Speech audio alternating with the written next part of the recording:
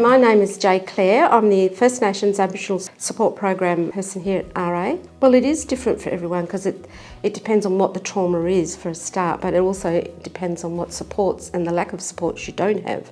And it also depends on you as a person, how you internalise those things. You know, your sense of self and your sense of self-worth, what your sense of identity is. My name's Claire. I'm a clinical psychologist and working at Relationships Australia, Tasmania. Trauma has a different impact on different people, but there certainly are ways that trauma and traumatic events impacts what we think, feel and do, and how we get along with people. If you're talking about mental health, it's sort of a hard topic because there's all different sorts of mental health. There's no one pinpoint mental health. You've got for example, you got anxiety, depression. You got your other forms of, when you feel flat, you don't want to do anything. You can also get mental health issues by just not talking to people about it, not, opening up and saying what's your problem. So I'm Charlie. That term, being heavy-handed, and you tense up. Yeah. And I get like that. Then I want to talk to more people. I just find it very hard to make a conversation. So in terms of the emotional impact of trauma, we often find that people talk about things that we call the fight, flight and freeze mode. In the fight mode, often our bodies are tense and we often feel angry, ready to fight. In the flight mode, we're just ready to escape and leave the situation. We feel fearful a lot of the time in that flight mode.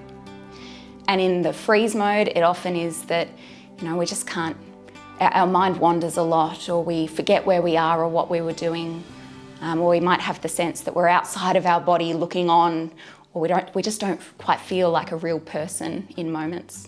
And sometimes I get frustrated and angry and stressed out. And the red zone is angry, and I get a demon face.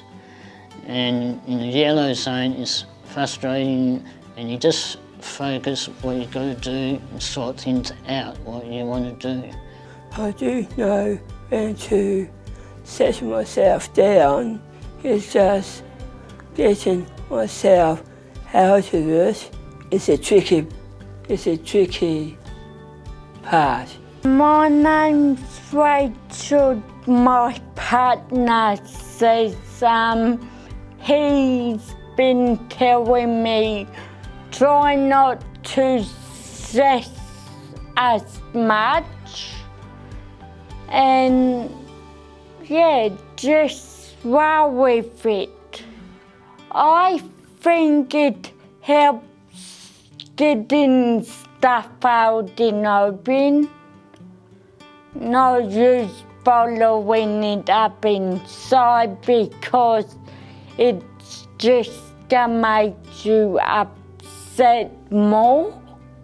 I think that some of the warning signs to look out for, I think, are obviously when someone starts to withdraw from life in some way. So whether that's withdrawing from relationships, becoming more negative or pessimistic about life, starting to, not dissimilar to depression, not enjoying the things that they once did enjoy. So some common things that people with trauma talk about are, things like how they think about themselves and the world around them. They might find that their thinking is really stuck on what happened to them, that trauma. So they might find themselves thinking about the trauma without meaning to. Society can sometimes make us feel like we can only show the positive side of our lives, the best of show reel. Life is challenging, it's difficult and hard. We're human, we make mistakes, we have regrets, we carry guilt and shame, and that's okay.